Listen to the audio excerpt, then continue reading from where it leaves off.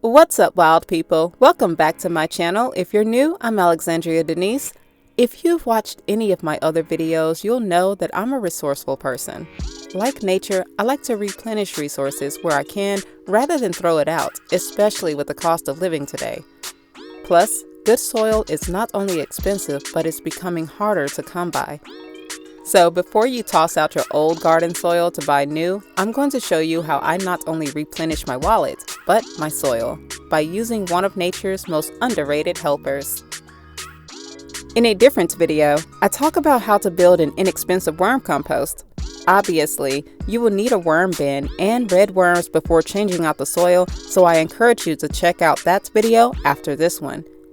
If you already have one, then wiggle your way down to that like button and subscribe to the tribe for more self-sufficient content.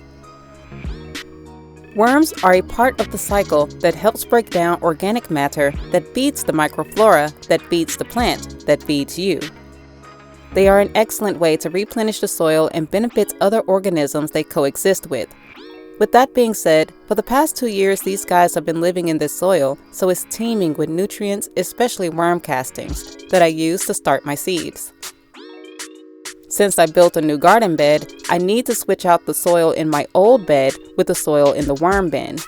The new crop can benefit from the high nitrogen and carbon replenished by the worms, and the worms will have new soil to live in and turn into black gold. Plus, I added some medium loam soil to this bed, and if you want to know how to make that, I will link it at the end. To prepare for the change out, I made plans early on to stop feeding the worms for a period of at least 3 months. Red worms, which specifically what these are, will eat just about any organic matter, but there are guidelines on what's best to feed them. And because they are surface feeders, collecting them for removal is easy to do. Due to them eating leftovers for a period of time, they will burrow deeper to find what they can, even eat their own bedding if edible. So, I strategically draw all of them to the top surface by placing their bedding and fresh food only on one side of the bin.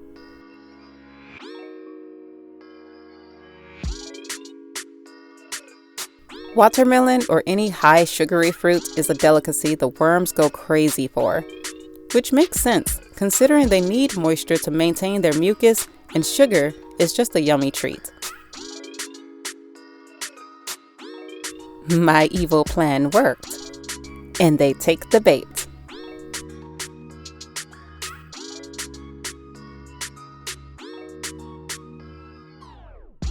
Now I can scoop up as many as I can to transport into a different bin.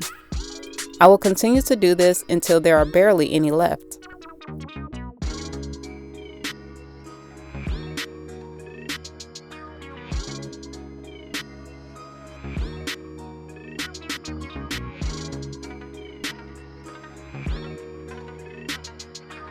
Even if the majority have been moved, I still check for stragglers.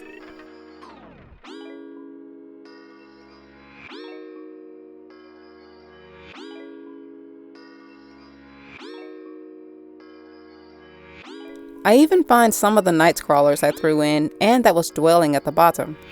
They are just a different species of earthworms that eat the food passed down to them by the red wigglers.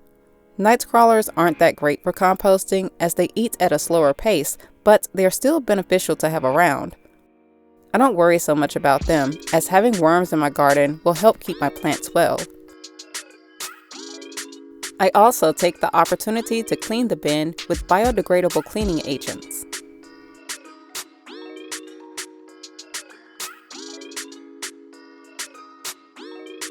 Now to inspect the old soil for pests such as these ants. If you watch my other video, you'll understand my hostility towards the ants. They wage war with my worms and compete for the food I throw in for them. All of the soil in this bed won't fit in the bin anyway, so I avoid the side they're dwelling. To get them out, I sprinkle cinnamon in the soil to deter and keep disturbing them. I will store and save the rest of this soil for something else once they're out.